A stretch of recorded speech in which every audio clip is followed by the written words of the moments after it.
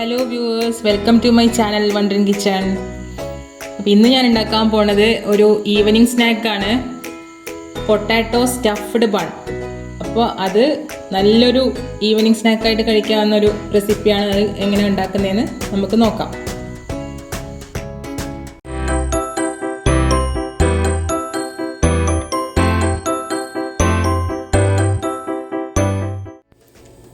അപ്പോൾ അതിന് വേണ്ടിയിട്ടുള്ള ഇൻഗ്രീഡിയൻസ് എന്ന് പറയുന്നത്, ആദ്യം വേണ്ടത് നമുക്ക് ബണ്ണാണ്.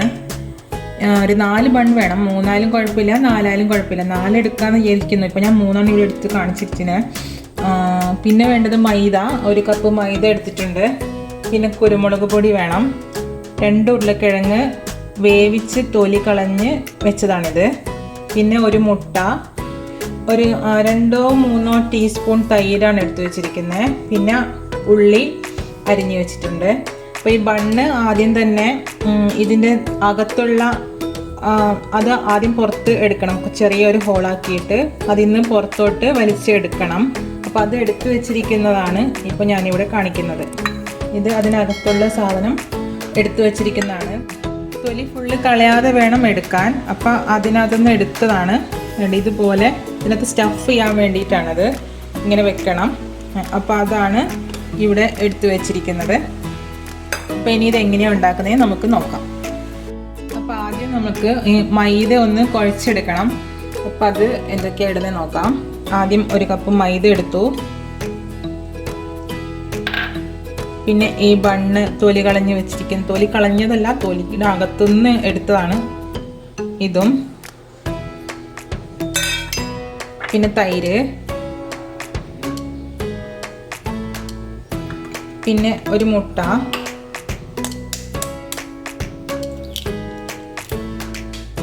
കുറച്ച് ഉപ്പ്,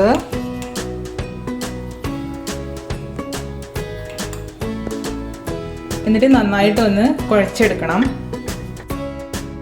ഇതിപ്പോൾ കുഴച്ച് വെച്ചിട്ടുണ്ട്. ഞാനിപ്പോൾ ഒരു കണ്ടെയ്നർ ബോക്സിൽ ഇട്ടിരിക്കുകയാണ്. ഇതിനി അടച്ച് വെക്കണം. ഒരു അരമണിക്കൂർ നേരം എയർ ടൈറ്റ് കണ്ടെയ്നറിൽ ഇങ്ങനെ വെക്കണം. അരമണിക്കൂർ കഴിഞ്ഞിട്ട് തുറന്ന് നോക്കാം.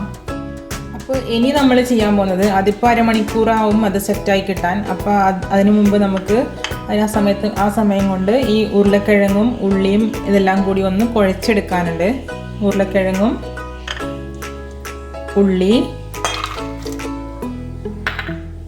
കുറച്ച് കുരുമുളക് പൊടിയാണ്, കുറച്ച് ഉപ്പും കൂടി ചേർത്തിട്ട് നന്നായിട്ടൊന്ന് കുഴച്ചെടുക്കാം. ഇതിപ്പോൾ കുഴച്ച് വെച്ചിട്ടുണ്ട്.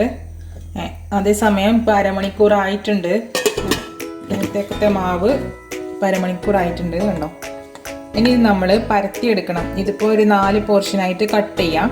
എന്നിട്ട് ഓരോ ഉരുളകളാക്കി എടുത്തിട്ട് ഒന്ന് പരത്തിയെടുക്കണം. ഇപ്പോൾ ഒരെണ്ണം ഞാൻ പരത്തി വെച്ചിട്ടുണ്ട്. ഇതിപ്പോൾ ഇനി എന്താ ചെയ്യുന്നതെന്ന് വെച്ചാൽ, ഈ ബണ്ണ് അകത്തുനിന്ന് റിമൂവ് ചെയ്ത ഈ പുറത്തുള്ള സാധനം മാത്രം ഇതെടുത്തിട്ട് അതിനകത്തേക്ക് നമ്മളിവിടെ വേവിച്ചുടച്ച് വെച്ചിരിക്കുന്ന മിക്സ് ഉണ്ടല്ലോ, അത് കുറച്ചെടുത്തിട്ട് ഒരു ഉരുള എടുത്തിട്ട് അതിനകത്തേക്ക് വെച്ചിട്ട് നന്നായിട്ടൊന്ന് അമർത്തി വെക്കുക. ഇങ്ങനെ വെക്കുക. എന്നിട്ട് ഇതൊന്ന് പൊതിയാൻ നോക്കാം.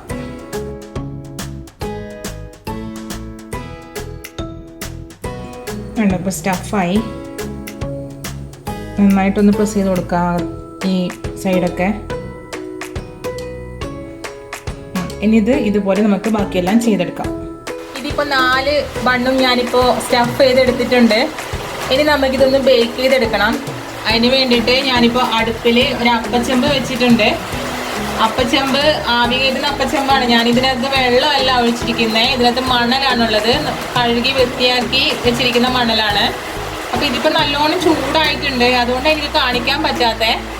അപ്പോൾ ഇതിനകത്തേക്ക് നമുക്ക് ഇതൊന്ന് ഇറക്കി വെക്കാം. ഇനി ഒന്ന് അടച്ച് വെക്കണം. ഞാൻ പറയുന്നത് കേൾക്കുന്നുണ്ടെന്ന് വിശ്വസിക്കുന്നു. ഭയങ്കര മഴയാണ് ഇവിടെ.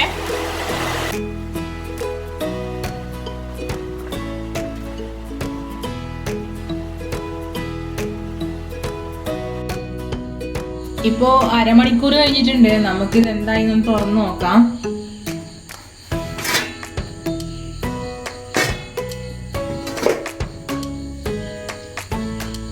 ഇത് നല്ലോണം ആയിട്ടുണ്ട്.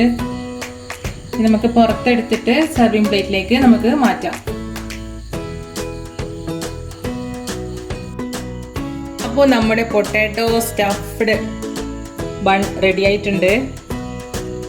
കണ്ടോ, ഇത് ഒരെണ്ണം കട്ട് ചെയ്ത് വെച്ചിട്ടുണ്ട്. നല്ല വെന്ത് നല്ല കുരുമുളകിൻ്റെ സ്മെല്ലൊക്കെ വരുന്നുണ്ട്. ഇപ്പോൾ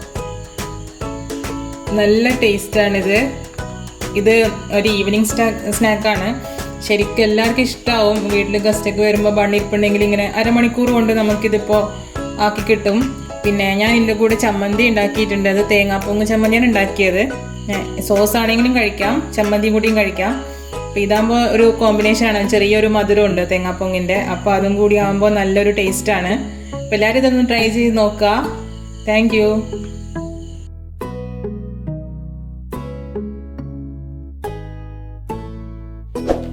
ഇഷ്ടപ്പെട്ടാൽ സബ്സ്ക്രൈബ് ചെയ്യുക, അതിനടുത്തുള്ള ബെല്ലൈക്കണും പ്രസ് ചെയ്യുക. പിന്നെ ലൈക്കും ഷെയറും കമൻറ്റും ചെയ്യുക.